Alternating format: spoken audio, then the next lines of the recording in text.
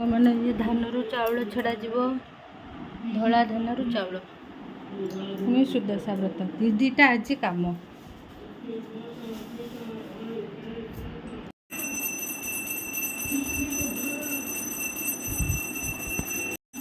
ସାଙ୍ଗମାନେ ଇଏ ଧାନରୁ ଚାଉଳ ଛଡ଼ଉଛି ମୁଁ, ତାପରେ ପଳେଇଲି ସିଆଡ଼େ ଛୁଆଙ୍କୁ ନେଇକି ପ୍ରଭାତ ଫେରି, ଡେରି ହେବ ସେ ଆରମ୍ଭ କରିଦେଇଛନ୍ତି ଆଉ।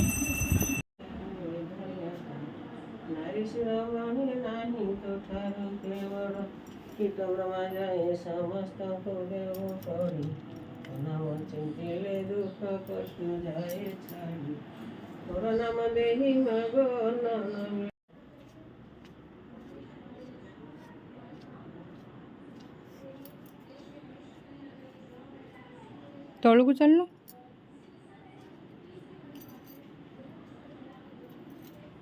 ହାତ ଦେଖା।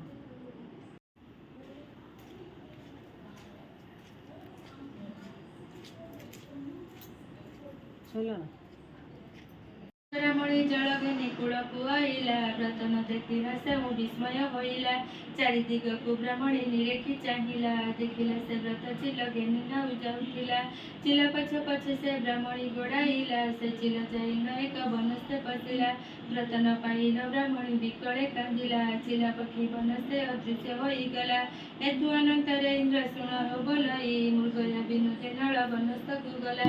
ବ୍ରାହ୍ମଣୀ ରୋଦନ ରାଜା କନ ଯେ ଶୁଣିଲେ, ଏ ବନସ୍ତେ କେ କାନ୍ଦୁଛି ବୋଲି ନ ବୋଇଲେ। ସୈନିକ ସଖା ଘେନି ରାଜା ବିଜେ କରିଲେ, ବ୍ରାହ୍ମଣୀ ପାଖରେ ଯାଇ ପ୍ରବେଶ ହୋଇଲେ।